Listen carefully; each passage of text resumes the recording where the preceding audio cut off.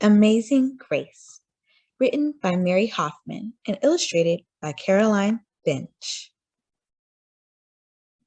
Amazing Grace. Grace was a girl who loved stories. She didn't mind if they were read to her or told to her or made up in her own head. She didn't care if they were from books or movies or out of Nana's long memory. Grace just loved stories.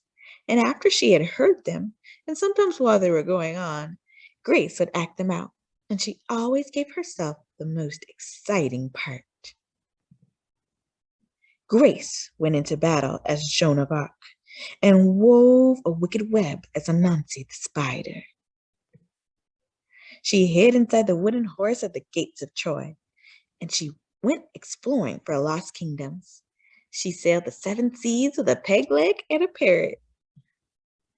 She was Aladdin rubbing his magic lamp to make the genie appear, and Mowgli in the backyard jungle.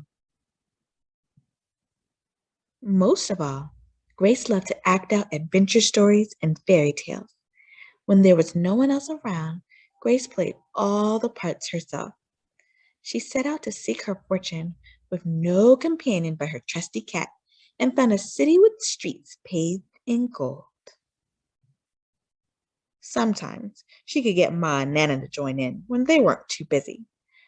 Then she was Dr. Grace and their lives were in her hands. One day, Grace's teacher said they would do the play Peter Pan. Grace knew who she wanted to be. When she raised her hand, Ross said, "You can't be Peter. That's a boy's name." But Grace kept her hand up. "You can't be Peter," whispered Natalie. "He isn't black." But Grace kept her hand up. "All right," said the teacher. "Lots of you want to be Peter Pan, so we'll have to audition next week to choose parts." She gave them words to learn.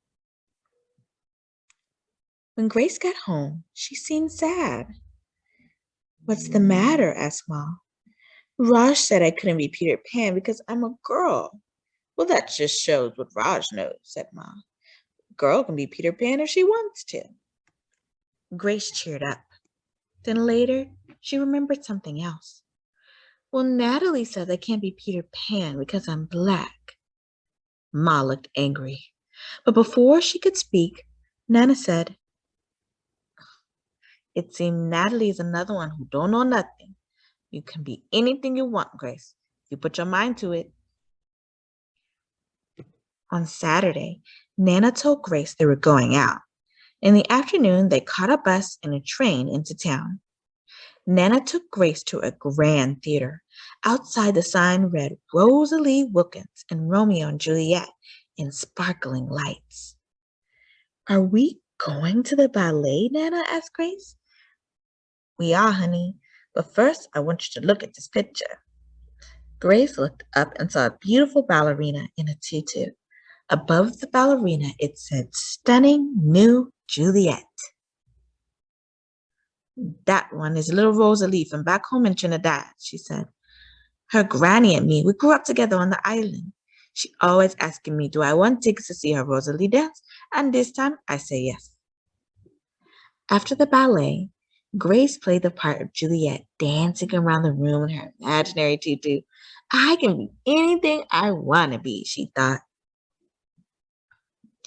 On Monday, the class met for auditions to choose who was best for each part. When it was Grace's turn to be Peter, she knew exactly what to do and all the words to say. She had been Peter Pan all weekend. She took a deep breath and imagined herself flying. When it was time to vote, the class chose Raj to be Captain Hook and Natalie to be Wendy, but there was no doubt who would be Peter Pan. Everyone voted for Grace. "You are fantastic," whispered Natalie.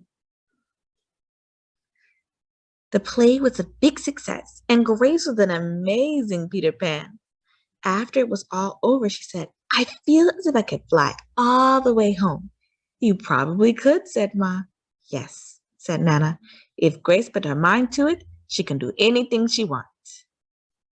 The End.